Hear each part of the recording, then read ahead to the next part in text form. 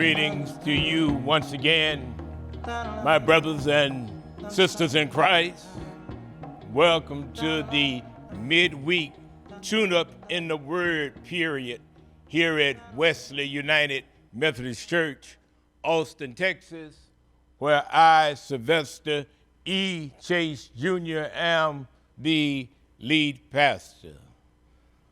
Our tune-up in the Word will come from the New Testament. The New Testament, the book of James. The book of James, going to chapter 1, coming down to verse 22. James chapter 1, verse 22. I will be reading from the New Revised Standard Version Bible translation. The New Revised Bible translation. New Revised Study Bible translation. James chapter 1, verse 22. Words we know very well, have heard many times. Listen. It reads, James 1, verse 22,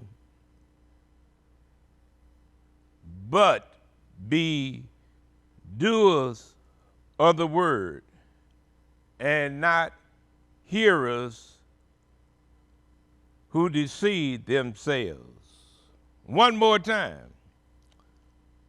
James 1, verse 22, but be doers of the word, and not merely hearers who deceive themselves.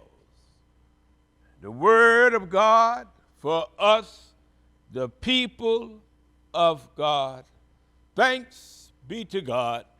Amen, amen, amen, amen.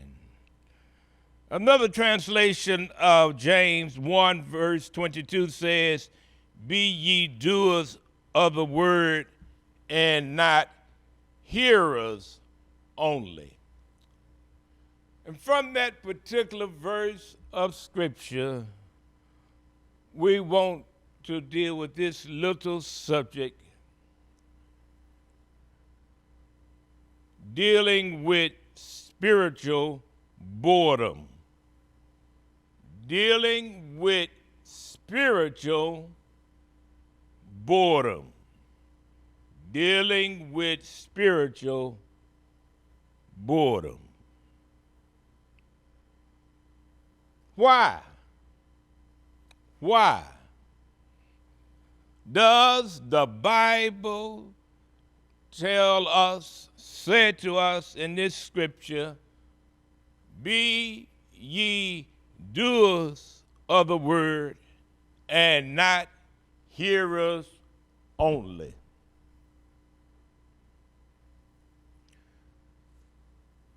Listen, this is what we think the reason is, and I do believe it, because hearing without doing becomes boring every time. Say that one more time. Why does the Bible say, be ye doers of the word and not hearers only? Because hearing without doing becomes boring every time. You know, coming up in the church, my little church in Columbus, Texas, boy, we heard the word, Sunday school, the word was taught, preached, MYF teachings, midweek service, Bible study, and all. We were always hearing the word over and over again. And after a while, you hear young people says, boy, when we get older, when we get grown, oh, we're not going to be coming to church anymore because it's so boring and it's just tiring us out. But hearing without doing becomes boring every time. That's our thesis. See, I do believe that maybe we as Christians in the church, we get to the place where we have heard so much preaching, so much teaching, read so many manuals, so many devotions, that we say to ourselves, oh no, not another word of the Lord, not another sermon. We have heard it over and over again for years. But our thesis says, because hearing without doing becomes boring every time. See, the problem why we got this spiritual boredom, why we need to try to deal with this spiritual boredom. The problem isn't the word of God. It's that we have become so oversaturated and spiritually numb. Spiritually numb for just hearing the word over and over again. So where am I going with this? The reason we are bored, while we're now trying to deal with our spiritual boredom, is this: because what we have learned, what we have been taught, we aren't putting it into practice and reaping the rewards of what we have heard. Be ye doers of the word, and not hearers only. We got to put the word into practice, and then practice will lead us to reaping the rewards of what we have heard. Jesus tells us over in the Gospel of St. John chapter 13, coming down to verse 17. Jesus says, if ye know these things,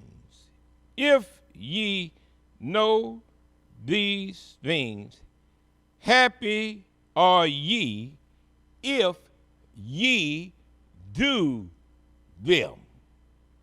We have to put the word into what? Practice.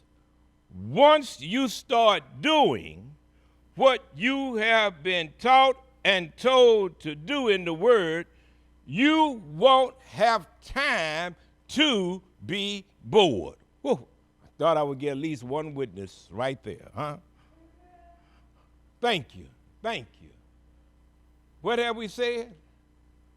Once you start doing and putting into practice what you have been told to do and taught in the word, you won't have time to be bored. Glory. Now, the phrase, hearers only, be ye doers of the word, and not what?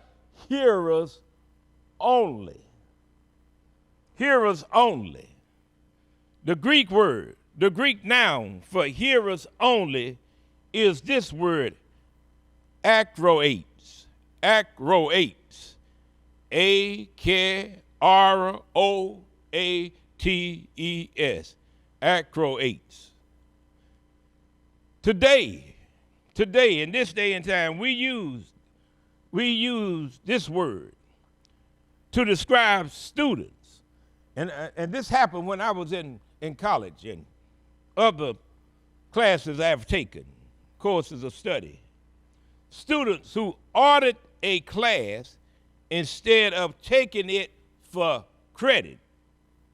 These folks weren't interested so much in learning or passing exams, earning a degree, and going out to make a difference in the world.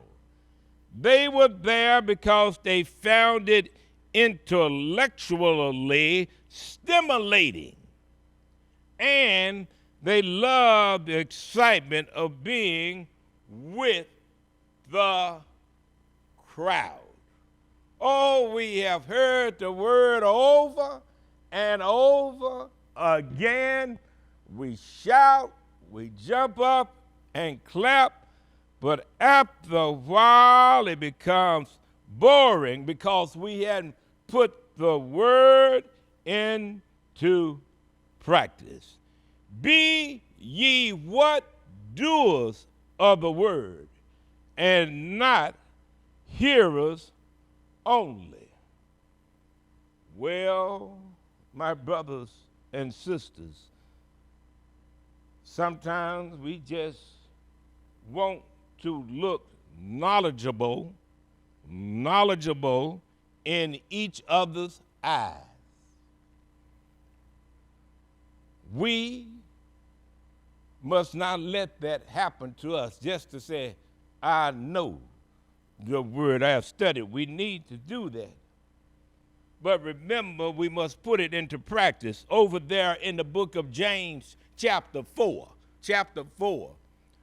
coming down to verse 17, it says to us in James chapter 4, verse 17, it reads like this: anyone who knows the right thing to do and fails to do it commits sin. Did we get that? Anyone who knows the right thing to do and fails to do it commits what? Sin. We know it, but we don't do it. Well, my brothers and sisters, as we close, open your hearts as we go toward the end of the year to the truths that you have heard preached, taught, and learned throughout this year. Those things that you have heard preached and taught over and over. As we try to close out the year, begin to put what you have learned into practice. Put the word of God into work in your life, And when you put the word of God to work, what you have learned, it will be fulfilling to you, and you won't have that spiritual boredom. You never again will suffer from spiritual what? Boredom, because you are a doer of the word, not just a what? Hearer of the word.